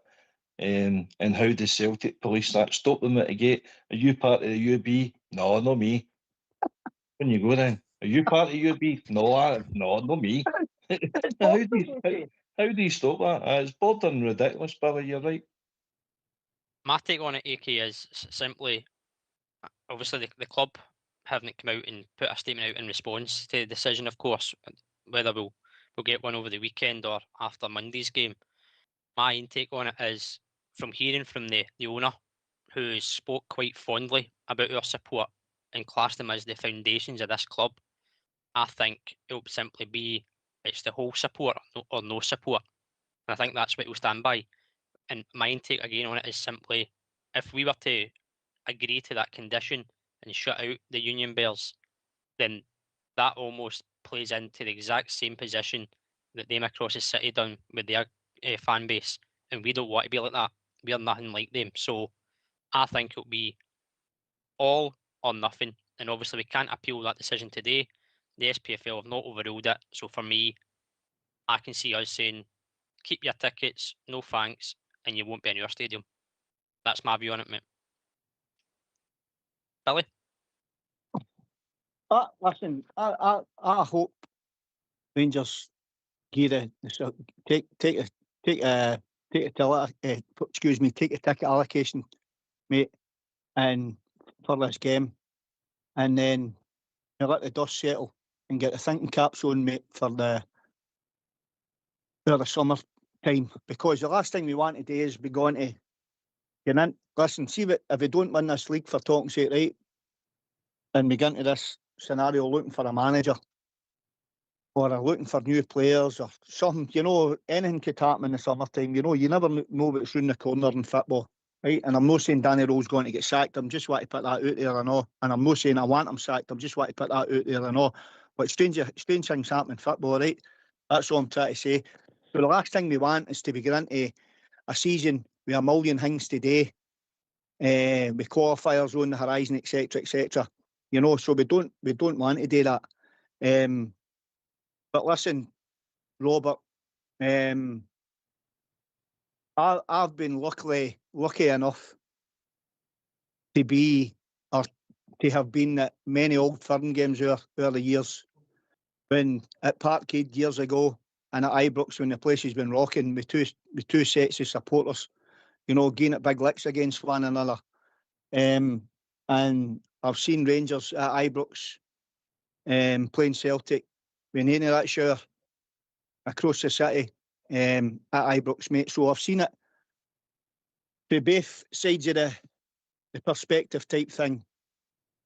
I know it creates a good atmosphere within Ibrox and that, and at Parkhead. I know that's what the TV and the revenue people want to see. They want to see big games, etc., etc. But listen, Rangers can create your support can create a brilliant atmosphere itself at Ibrox without them there. It just makes it a wee bit more tougher when our players go out to Parkhead, for talking sake, if we didn't have any supporters in the ground. Then we'd begin back to the things that I spoke on earlier on regarding mentality and character. Going over there and want to win against that mob. And listen, if it was me that was pulling that Rangers shirt on, believe you me, if it was me that was pulling that Rangers shirt on and running out in front of them out at Parkhead and we had no supporters, I'd be running till I was draping and I'd be bursting a gut for that jersey to make sure that my team got the 3 points, and I'd be like, that'll be right. Use your sing all you want. I want to win this game of football. But listen, just to finalise, to touch on the UB, mate, again, listen, like them or loathe them, they guys pay a lot of money out their own pockets. They fund themselves. They do their best. They put on brilliant tifos, etc. They've made mistakes. Of course they have. We all make mistakes. We were all young and daft at one time and all. But we need to try and build bridges here regarding the UB and your support.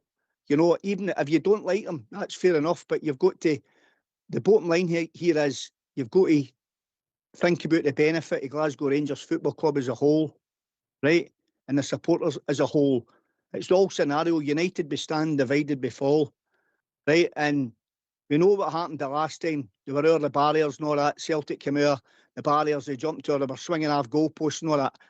Listen, rightly or wrongly, I challenge anybody. See if somebody kicked your door in your house and ran in and started wrecking your house.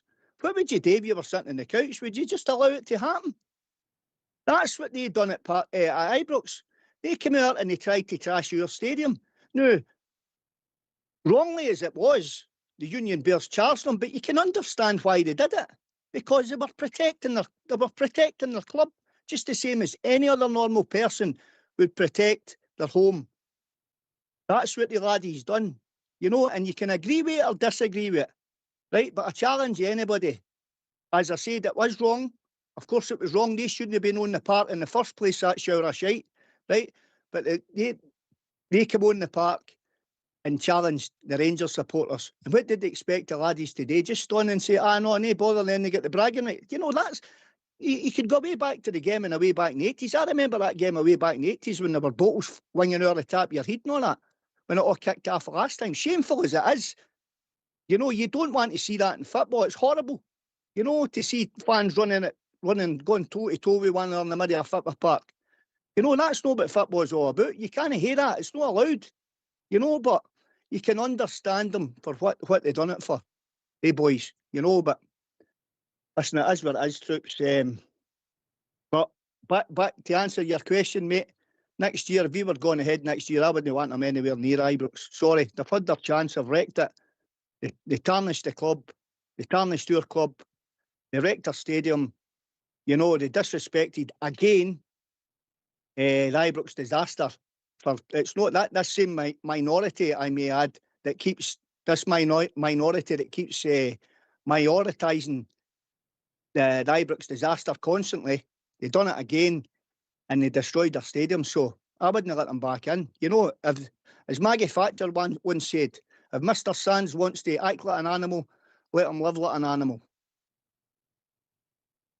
I will certainly see how it's going to play out. I fully expect the club to come out with a statement, and maybe even hear from the Union Bears as well. I'm sure they'll have stuff to say as well. But it's that time that everybody looks forward to on a Friday night. So grab your pens, grab your paper, and let's have Southside's Super 6. Welcome to Southside Super 6. And get ready for your weekend's fix. He finds it hard to get them right, 'cause most of the time they are shy.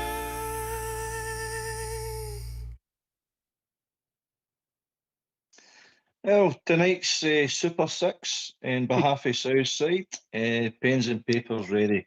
Now, the first two games are early kick-offs for tomorrow, and that's Derby and Swansea, so they're both early kick-offs. Following that, we've got Reading, Plymouth, Leyton Orient and Stevenage, all to win, and that comes to 12-1. I'll just run through that again. Derby and Swansea are both early kick-offs. Added to that, you've got Reading, Plymouth, Leyton Orient and Stevenage. Good luck, everybody. Well, you have just heard this week's picks are run out and bet like dicks. The sane amongst you will give it a miss, 'cause for years he has just been taking the piss. Thanks for it, AK. And do you have the massive odds on that this week? I tell you, he's taking the P with A odds, Billy. 31 your cash. 12-1 for a six-fold. Well, hey, listen, AK, I had a wee bet today, mate. I had 25 quid and I think at 14-1, mate. So I get 375 bangers, so that'll do me. So I maybe stick 25 quid on at 12. Oh, well done you, Billy. Well done you. AK, I've just had a message from Southside. It's 24-1, so it's even double. There you go. 24-1 it is. Oh, is it? Oh, well, you gave me bum info then, Rob. You told me it was 12s. Didn't even look right. You need to read that back. Read it again and see what I asked. You got a record of doing that, AK? You got a record of doing that? Aye. 24-1 then, even at that. Oh, well, good luck anyway, Southside. Good luck, Southside. And just a reminder that Derby Swansea kick off at 12:30 tomorrow, the last day of the championship. Anyway, turning our attention back to ourselves, and Monday night, obviously, Bridgeman, we've spoke about it. It's a massive, massive game. We've spoke about the team selection, obviously the back of Motherwell defeat, the setup. We've heard from Danny Rowe, the team other than John Souttar, who's had a scan today and a small problem. The rest of the team sounds okay. In Nadiri and Romans, there'll be a decision made. We'll see if they feature. But how would you approach it, Bridge? What would you change from last Sunday? Well, based on what we heard anyway, we don't have a right back, so the Tavernier's going in there. That's what it sounds like to me. And if Romans is fit, big if, of course, at the moment. but we're going to say he's going to play the left back, which will make a massive difference to the team. But I think Sterling, I don't know if Sterling's going to be a big loss, but we need to watch with Tavernier, because we know sometimes he gets himself lost sometimes in the game. But he's been a great servant to us, so it's a big game, massive game for Rangers, massive game. So we can't go out all guns blazing and doing all the crazy things. We've got to be able to do it right and play the game and build our game and do it right.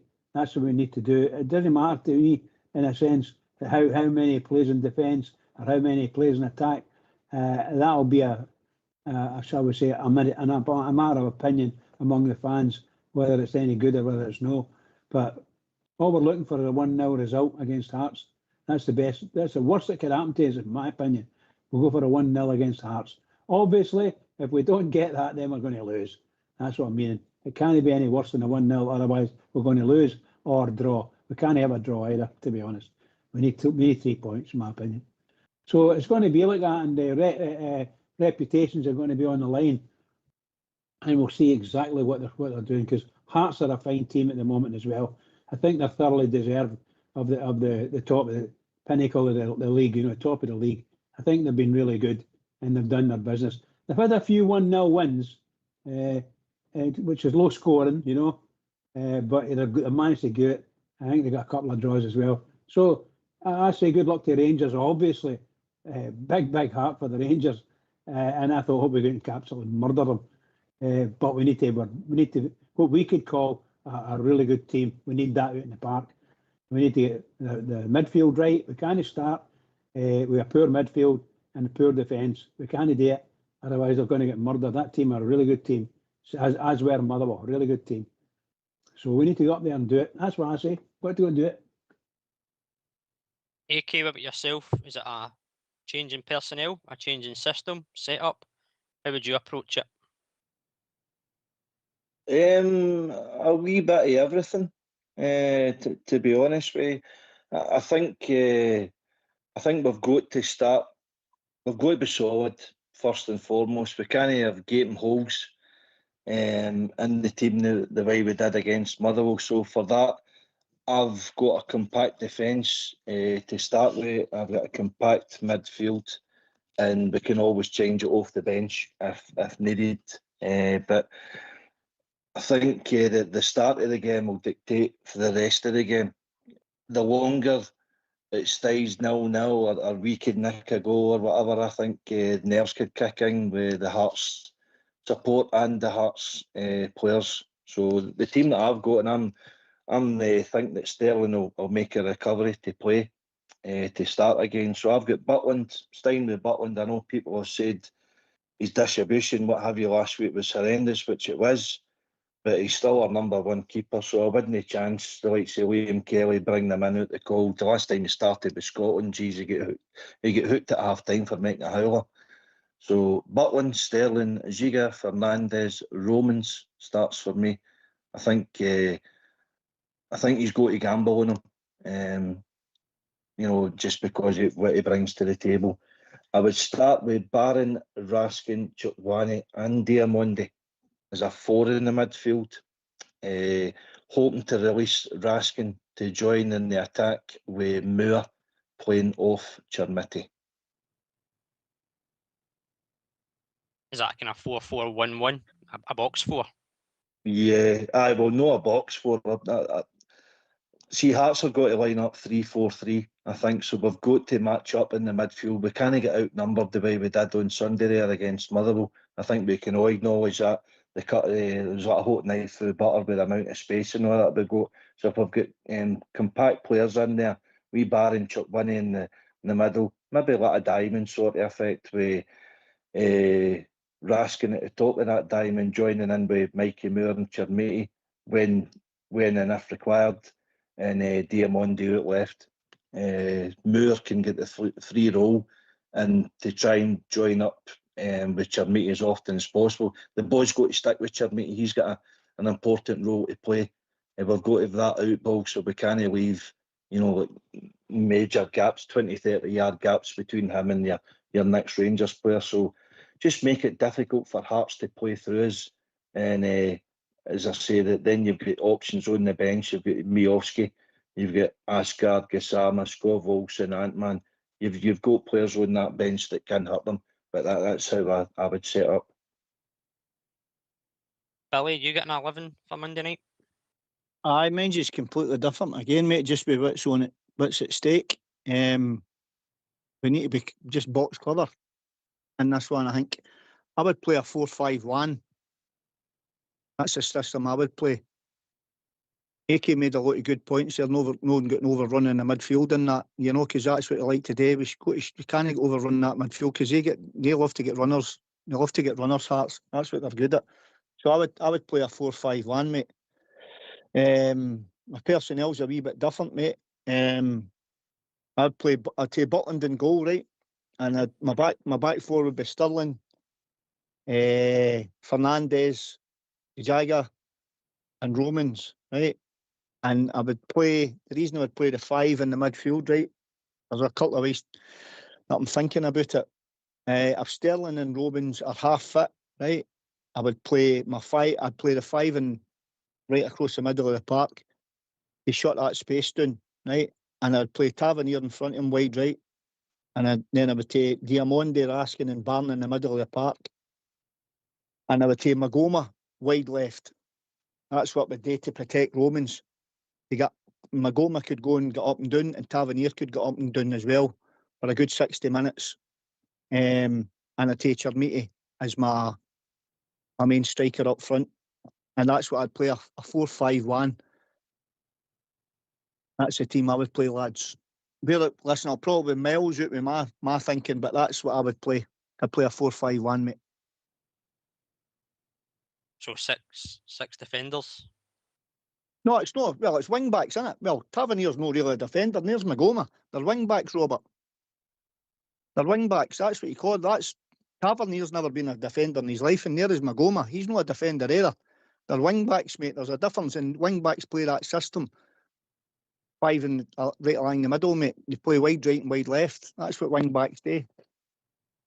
You know, so you've got a solid back line there, mate. You've got a solid back four anyway. Tavernier can go forward. We know he's not got the legs to get back, but Sterling will cover for him, right? And then you know if Robbins is still carrying a bit of an injury there, or he's a wee bit ring rusty, you've got Magoma on the left-hand side to cover him for the legs, and they can all sit in tight, just sit in tight and keep their shape. And then you've got the legs of Diamonde in the middle of the park. You've got Raskin, who's got legs. You've got Barron, who's got legs in the middle of the park, and you've got Chermiti. But the thing that we need to do, if we're going to play a system, if we're going to play one up front, we need to go and support that laddie. We can't keep him isolated. He cannot be isolated. You know, and when he gets the ball, he's got to hold it and keep it to get us up the park. That's what he's got to do. Mikey Moore on the bench for you, Billy, aye? I just for the first, I would start that, mate. Just for the first half, mate, just to see how it goes, eh? And then you can tinker it with it the second half, mate. You can change that formation about in the game. You could go a 4-4-1-1. You could go a 4-3-3. You could tinker with it. But the last thing we want to do, as we've proven the last couple of games, mate, is give teams 2 goals at a start. So we've got to try and make sure that we don't allow that to happen. You know, or the manager trusts the players that he's got, and he goes out and plays a 4-2-3-1 or a 4-3-3, and he trusts what he's got. And if he trusts what he's got, and he goes out there, and the players let him down, then the players let him down, and that'll be hit, the boys burst. But that's the way I would play it, mate. And then I would tinker with it in the second half. Because, listen, as well, Robert, Hearts are at home, right? They'll be right up for it. Their support will be right up for it, you know. And listen, even if we day one, they've got that safety net. They saying to themselves, well, if Rangers win here, we're still a point clear at the top. You know, if they draw the game, they've still got that safety net of saying, well, it's status quo. Nothing's changed, eh? So Hearts have still got that in the back of their heads and all. But it'll be interesting to see what kind of way Hearts come out and play the game. Will they come out and go for it and say, well, listen, let's go and get it, Rangers. We win this game, or basically that's Rangers out the equation here. Hearts could think about it that way, because Derek McInnes is shrewd, you know. He's no won all 8 games, and he's not had his team sitting at the top of the league for all this this length of time because he's an idiot. You know what I mean? He's obviously got Hearts there for a reason. You know, and listen, fair play to Hearts, fair play to Derek McInnes. You know, they've got 4 games to go. They're sitting top of the pile. They've been sitting top of the pile for ages. So, you know, listen, it'll be very interesting anyway on Monday night, to say the least. I just hope we get a victory, mate. I really did. Just get a victory and keep us kicking on. But what's your team, Rob? How do you see it? Mine's is a bit similar to your personnel and Billy's shape, but slightly different. I looked at Hearts the last time they lined up there against Hibs. And Billy's formation is quite interesting when you look at Hearts' previous one out at Hibs. They set up a 3-4-1-2. So they had Kingsley and Altena as their wing backs and a flat 3 at the back. So Billy's formation is quite interesting when you look at that, but predominantly they line up a 4-3-3. And I know that midfield battle is key. That's where we've lost games, we've lost points of late. So I looked at that. So my team would be Butland, Sterling, Giga, Fernandez, Romans, a 3 of Barron, Vaskin, and Chukwani. And then just in front of them is, as a 2 almost, Mikey Moore, Diamondi, and Chermiti up top. So a 4-3-2-1 almost, setting it up as. And again, Diamondi can drop into that midfield, AK, and make it that kind of 4-4-1-1 that you were touching on. And similar to kind of Billy's approach, it overloads that midfield. So that's my take on it. I think we won't be far off with the personnel between us all, but I think the shape will be key in that midfield. As you say, I think Hearts will flood it. They've got players like Leonard, Devlin, Beningame, who can certainly cause teams some problems. So we'll certainly see how they line up going forward. But I know Devlin wasn't part of that game against Hibs there, so I don't know his injury status, if he was suspended or whatnot. But you're right, Billy. It will be interesting, and it'll be about selection, tactics, of who comes out on top and gets the 3 points, AK. No, listen, you picked the exact same 11 as what I've got it, but you just see it different tactically. I mean, that's none of us are tactical gurus, so you leave that up to the manager to decide. But hopefully he has seen at Ibrox that we can get it, the Hearts back line, but it's that level of performance and intensity that we need to bring to the table. What we served up at the weekend there was nowhere near good enough, so it's up to the players. Keep saying that, but listen, I had a wee look at the Hearts line-up as well for the Hibs at the weekend, and you're right, it was an unusual formation, but their bench is still pretty strong. And the Kizaridis as well that came off the bench. You get Harry Milne there, and the boy McAtee, he had an injury, but Devlin is a big worker for them in the middle of the park, so we could end up cancelling each other out. But it's just one of the games where you can't win it in the first 10, 15, 20 minutes of the game, but you could certainly lose it, and we can't afford to be on the back foot, because we're going to be outnumbered vastly with the support. The noise levels is going to be up, so it's up to players, as Billy says, get the sleeves rolled up, stay as a unit, be hard to break through, be hard to beat, stay in the game, and then we can build ourselves into the game, be comfortable, and hopefully pick that mark. I mean, Danny Rowe as well in his presser highlighted the fact that about Hearts' number of goals at set pieces, so we've got to be aware of that. Don't get any stupid fouls away the edge of the box, corners and things. Butland's got to be commanding in his area this time. No stupid, decisions with him. So everybody's got to be on their A game, but it's one of them. As Bridge said earlier, if we come away with Tynecastle winning 1-0, we are right back in this, believe me. Bridgeman, Danny Rose mentioned it quite a lot. Cup finals.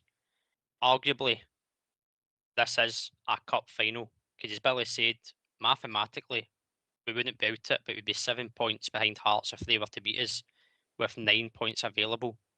It's not mathematically impossible, but it makes it a difficult task. So is this the cup final of the cup finals? Yeah, it's really difficult to say. You're talking about, at the present moment, the best team in the league, and they're sitting in the best position in the league. And if we're going to go there, we can't go there and just knock on the door. We've got to go there and smash the door down and win. However we do it, we've got to steal 3 points. I mean, I say that in the nicest way, because Hearts are a really good team, and they've got really, really resolute defenders and tough midfielders, and they're really fast up front. So they've got their mix of players is probably better than ours, to be perfectly honest. But we can't go in there and expect Hearts just to. They're not going to lay down against us. They're going to try to play us off the park. I don't know if we've got the quality of players in our side anymore to be able to stop Hearts in the way we want them to stop. But we've got a big job in our hands. I mean that sincerely, huge job, and it's up to the club. It's up to the club in the way and the players to show what we've got. Because at the end of the day, it's 11 players against 11 players, and we've got to go out there and do it. We can't afford to carry anyone. We cannot carry anyone. We've got to be ready. You've got to get in first tackle or second tackle. You've got to get them in and win the ball. If you don't do that, you could easily lose. At places like Tynecastle, you can easily lose. And the way they're playing now, they've got some smashing players in their team, smashing players. And it's kind of fearful. But when I say fearful, it's fearful of my own team and how they're going to play, how are they going to respond to the pressure, and this, that, the next thing. They folded in the first half against Motherwell at Ibrox, for goodness sake. What are they going to do at what do you call it, at Tynecastle? So it's all there. I mean, it's knife-edge stuff, you know, and all, the nerves are jangling, you know. But we need to do it. We need to get there and show them who we are. We've always been able to do that in the past, but not necessarily to win the game, but to show them we're not there. We're not there to lie down on you. So we need to get there and do it. And we need a plan, of course. The manager's going to have his plan and how he's going to do it and how the players are. And listen to all your teams. And they're very interesting, some of the selections, you know. And it's good. They sounded great. And you guys feel quite confident with these players and how the manager's going to line them up. I'll stick with you guys and say the same thing. I'll be happy with that. If the manager can pick a good team, get out there and get us a 1-0 victory and bring it back to Ibrox, that's fantastic. We're quids in. However, the biggest problem we're going to have is we're last to play again. Yeah, we're right at the tail end. All the others, the results are all in already by the time we play. So it's going to be quite interesting. We'll be supporting all the teams that play against Celtic, and you know, we'll be supporting them. So that's what we want. I'm really concerned that we don't turn up. That's my only fault, because we've done it the last couple of games. We just haven't turned up at the start, and have depended on running the legs after the other team in the second half. And against Motherwell we failed. So there we go. We're away in. We're in for it now. Top of the league. They're not there for nothing. They've been there for most of the season, and they're not going to lie down and let Rangers walk all over them. They're not going to do it. So everybody get in there, because it's got to be done. Here. Well, I don't know if you saw the images from the training this afternoon. Graham Souness was at the training ground, hopefully passed on some words of wisdom and some encouragement, if you like. Listen, I seen it, mate. I seen the magnificent. Can't swear, can't use that word. I seen the magnificent win at Ibrox. Sorry, it's not an Ibrox, in its training ground the day. It was good to see Souness there. You know, listen, when the players look round about the training ground and see a not just a Rangers manager and former player manager there, you know, when they see a man of that magnitude and what Graham Souness achieved in football, you know, they should be. That's the standards that they want to set, you know, for themselves, surely, you know, because if you didn't want to, if you can't go into or if you want to be a professional football player, mate, you've got to want to do everything. You've got to want to win everything. You've got to want to win at training. You've got to want to win at tackling. You've got to win at scoring goals. You've got to win when you go out in the park. You don't accept second best. You know, you've just got to win. That's the mindset you want. But it's brilliant to see Souness in at Ibrox, Robert. You know, hopefully he'll have passed on a wee bit of knowledge to the players, and obviously he's been there and done it. You know, and hopefully the players will they'll shook that up like a sponge getting into this game on Monday night. Because listen, realistically, the players owe us. They owe us it, don't they? They owe us. They know it to themselves and all, by the way, on Monday night. You know, I just hope we go there on Monday night and we get the first goal just to silence that stadium, just to see what the mentality Hearts have got. You know, go there, win your individual battles, be on the front foot for the first whistle. You know, be disciplined, leave it all out there. You know, go through there with passion, drive, heart, you know, desire, be switched on. That's a key thing for me. I know you've got to be switched on for the first minute to the last and just batter Hearts into the ground. Batter them into the ground for the first whistle to the last whistle. We know we can do it. You know, we've done it before. So it's not as if there's a mindset there saying we can't do it, because we can do it. We've proven we can do it. You know, but we've got to keep that mindset and that winning mentality when we do it. We've got to do it consistently. You know, and obviously a big thing for me in the game is second balls and all. Bridge will back me up in this one. If you can't win the first ball, you've got to win the second. It's as simple as that, eh? And just go through there on Monday night, Rangers, and just win at all costs. Just win. Just win the game. It doesn't matter. Listen, we would love it to go through there and play silky football and win 3-1 or 4-2 or something like that and blow Hearts away. That'd be the perfect scenario. But we just need to make sure we go through there and win that game and put ourselves right back into this title race and get what a lift it would give the club as well. What a lift it would give the support. You know, and it would probably give the players themselves that belief going into the last 3 games. Hey, listen, we can do this. We have got the mental toughness. You know, all these things that's getting chucked at us, we're going to make sure that we're going to prove all these people wrong. And that's what we want. We want to be proven wrong with these players. We're desperate to be proven wrong with these players. So go out there, Rangers, and prove us all wrong. Prove us wrong and go out and win this game and beat Celtic and beat Hearts and beat Falkirk at the end of the season. And let's see where it takes us. And if we're champions, by the way, I'm partying. Believe you and me, I'm partying. You and thousands and millions of others, Billy. Aye, correct. AK, it always is good to see former players and managers that we've looked back on quite a lot of times in this show as well, what they've brought to the club and what they've done for the club. It's always good to see the likes of Souness back, and as Billy said, hopefully players took some inspiration and some words of motivation for this final run. Aye, of course. When Souness was my era, when I was a kid, you know, the players that he brought, the stature of the man as well was a wee bit and mirrored a wee bit what Gerrard for youngsters when he came to the club. You know, it was the standards that he brought, it was everything, the winning mentality, the character, you know, sleeves rolled up, the arrogance of the man. He was different, but he was a winner, and he knew what our club was about, because we love winners at our club. So he loved every minute. Being as a player, being as a manager, he regrets when he left, and he's been around our club now for a number of years because he loves speaking about Rangers, and you can hear that in his voice every time he speaks about them through media outlets that he's on, whether it be radio or TV or that. He's got an aura about him, and he's brilliant. But listen, his day has been and gone. All he can pass on is his experiences about winning for the club actually means, and you know, the sort of career that you can develop in the game at our club and thereafter. But lifting trophies for Rangers, there's no better feeling.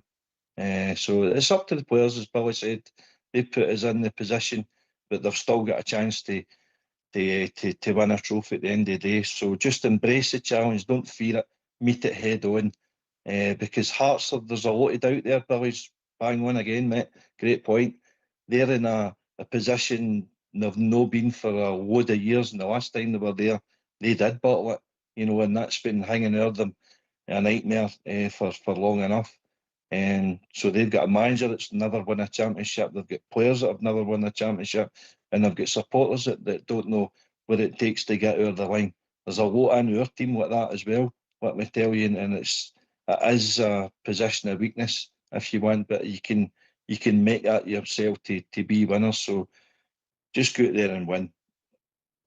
Have no regrets, and we'll see where results take us. So if we do win, we're right back in it, mate. I'm not giving up anything yet. No just yet. Well, we've still got a glimmer. Exactly, mate. You fight till the day is done, as the old saying goes. Anyway, speaking of day is done, it's that time of the evening. Billy, enjoyed your company again, mate. Always a pleasure. Final word from your good self.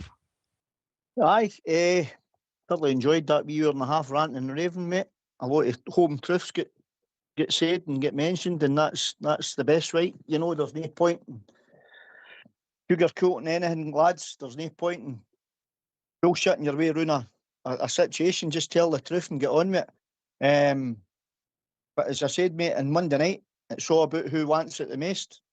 That's the bottom line when you're in that dressing room, when you're getting into these games.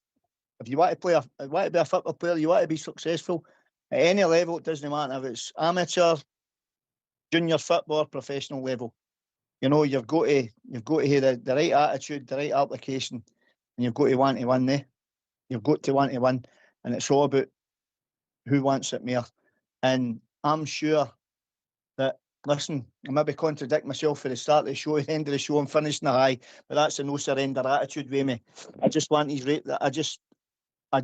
Rangers players to go out and believe in themselves. Just go out and believe in yourself. We believe in yous. We'll support yous ever more, as the saying goes. We'll do that. That's not in dispute.